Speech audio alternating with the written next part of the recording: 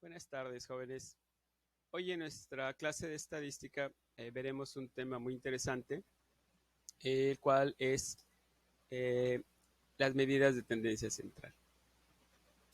¿Cuál es el propósito de esta clase? El propósito de esta clase es que ustedes establezcan la relación entre temas ya vistos, temas previos, en este caso son los histogramas y los polígonos de frecuencia, con estas medidas de tendencia central. También uno de los propósitos es que ustedes conozcan, entiendan, pero que también razonen los conceptos de estas medidas. Y también que sepan calcularlas, que relativamente son sencillas de calcular. Los insumos que vamos a necesitar para que el entendimiento sea más claro es las tablas de frecuencias y los histogramas y polígonos de frecuencias. En el ejemplo que hicimos la clase pasada, tenemos aquí ya nuestra tabla de frecuencias que a su vez se plasmó en el histograma y se dibujó su respectivo polígono de frecuencia. Recuerden que el polígono de frecuencia son esas líneas azules que marcan la diapositiva y que nos representa de alguna manera una distribución. Si nosotros agrandamos esa gráfica, ese histograma, tenemos nosotros ese polígono, pero con líneas rectas. Como es con líneas rectas, bueno, pues se ve un poquito burdo, pero se unieron las marcas de clase y se dibujó el polígono de frecuencia. ¿Qué pasa si nosotros suavizamos ese polígono de frecuencia? Vamos a hacer el ejercicio. Si suavizamos ese polígono y quitamos obviamente el histograma, nos va a quedar una figura de este tipo. Esta figura es la abuelita de una distribución de probabilidad. Por eso quiero que vean de dónde proviene el concepto y que puedan entender de alguna manera visual el tema que vamos a tratar el día de hoy. Si nosotros tuviéramos que definir con un solo término o un solo número mi distribución o mi conjunto de datos, tendríamos que recurrir a una medida central, ¿sale? Esas medidas que vamos a ver el día de hoy se llaman moda, mediana y la media, que son las medidas de tendencia central.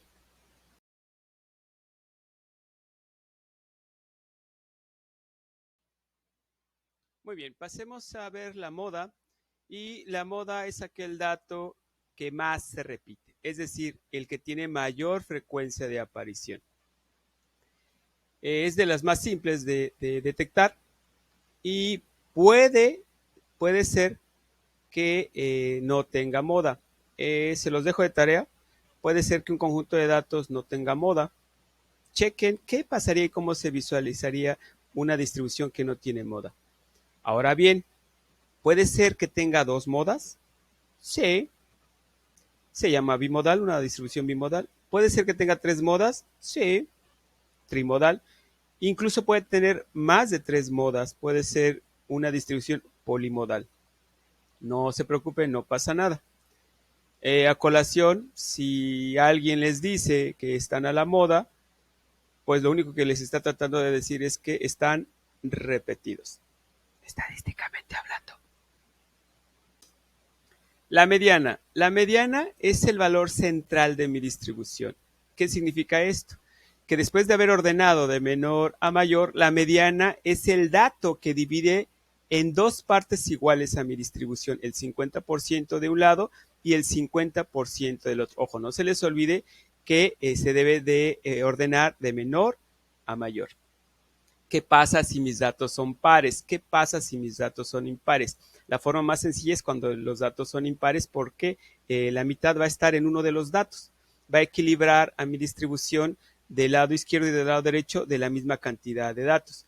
Si fuese el caso de datos impares, lo más sencillo. En el caso de los pares, se suma los dos datos centrales y se divide entre dos para sacar el promedio de esos datos. Antes de continuar, aquí vamos a hacer un pequeño paréntesis para ver estas medidas que son muy interesantes y se llaman medidas de posición. Estas medidas de posición son los valores que permiten dividir el conjunto de datos en partes porcentuales iguales. Si ya estamos hablando de una mediana que divide a la mitad mi distribución, ¿por qué no hablar de cuartiles que los dividen en 4 partes? Podemos hablar también de quintiles que los dividen en 5. Podemos hablar también de deciles que los dividen en 10 partes iguales, o por qué no, percentiles. El concepto genérico se llama cuantiles, pero aquí se quería detenerme por si en alguna ocasión quisieran hacer un examen, no sé, Exani 3, no sé, quisieran dividir su distribución en n partes, aquí está el concepto. Y no es más que dividirlo, el número de datos, entre cada uno de ellos, puede ser entre 4, entre 5, en caso de los quintiles, entre 10 deciles o entre 100. Imaginemos nuestra distribución, la dividimos en 2 partes, queremos la mediana. Si la queremos en 4 partes, bueno, pues sacamos los cuartiles. Fíjense que aquí los cuartiles, el cuartil 3 se parece mucho a la mediana, porque es la misma. Si lo queremos dividir entre 10 partes, bueno, pues dividimos en deciles. Y chequen que el decil 5 es lo mismo que el cuartil 2 y lo mismo que la mediana. Pasemos ahora a la media, que también se le conoce como media aritmética. Se define como el promedio de todos los datos. Esta ya la hemos visto en muchas ocasiones porque sacamos los promedios de los muchachos. Y se define como x barra igual a la sumatoria de todas las x y desde que y es igual con 1 hasta n, todo esto entre n. No se asusten, ese sigma no es más que la letra S, la letra griega, y ya la vimos en clases pasadas, y no es más que la sumatoria de todos los datos. Se suma cada uno de los datos y se divide entre el número de ellos. Muy bien, ahora pasemos a un ejemplo. Es un ejemplo muy sencillo, pero con esto vamos a ejemplificar los 3 conceptos que hemos visto. Y se tiene el siguiente ejemplo. Contamos con los pesos de 6 amigos, pesos en kilogramos, y estos son 87, 91, 72, 68, 87 y 84 respectivamente. ¿Qué tenemos que hacer? Primer paso, siempre ordenarlos, ¿vale? Ya ordenados, tenemos este orden. Procedemos a sacar la moda se identifica de manera inmediata, que en este caso es el 87 porque es el registro que más se repite, en este caso se repite 2 veces, y tiene el valor de 87. La mediana, como son datos pares, los datos centrales es el 84 y el 87.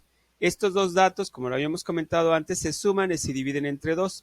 Si hubieran sido impares, es uno de los datos que hubiéramos tenido en el conjunto de datos. Y la media es la suma de todos ellos, de todos los datos, divididos entre el número de ellos, es decir, la suma de mis pesos entre 6 y me da 81.5. Como verán, tratar de hacer un ejemplo a mano, pues también es relativamente sencillo, nada más que se complica si tuviéramos datos, no sé, 100, 200, 3000, 1.000.000 de datos, son muchos datos. Pero para esto ya se tienen con paquetes estadísticos que pudieran resolver eso sin problemas. Los más comunes pues son SPSS, Estadística, Econometrics View, R, etc. Incluso Excel se pueden hacer cosas muy interesantes para el cálculo de conceptos estadísticos, en este caso las medidas de tendencia central. ¿Qué pasaría si la joroba de mi distribución estuviera cargada hacia la izquierda o hacia la derecha? ¿Qué pasa con las medidas de tendencia central? Bien, si tuviéramos ese caso, nuestra distribución sería asimétrica. ¿Qué significa? Que la joroba está a la izquierda o a la derecha. Y por lo tanto, mis medidas de tendencia central estarían no coincidentes, es decir, estaría una primero que la otra y no nos daría como que el resumen de nuestra distribución. ¿Qué pasaría si nuestra distribución fuera simétrica?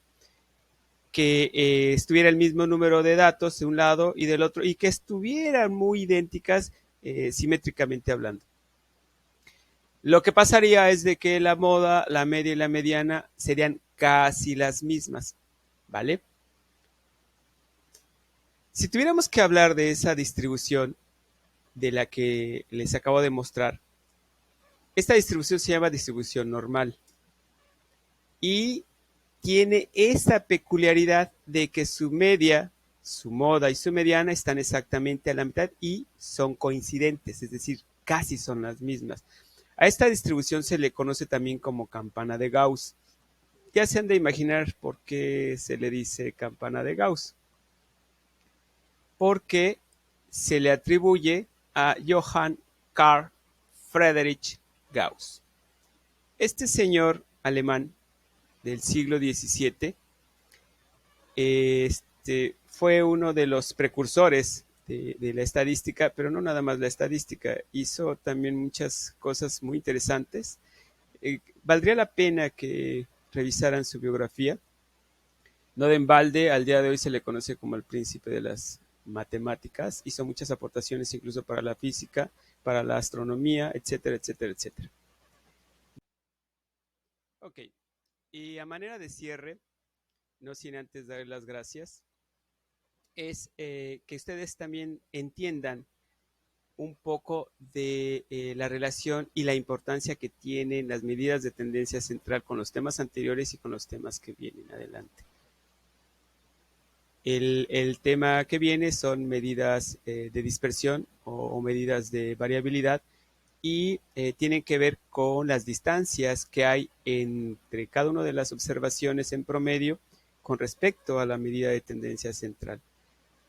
Estas medidas de tendencia central nos van a servir también para entender un poquito más algunas distribuciones, algunas funciones de distribuciones continuas, indiscretas, como son la binomial, la Bernoulli, la Poisson, TD Students, etcétera, y puedan ustedes ver la relación que hay entre cada una de estos conceptos de medidas de tendencia central.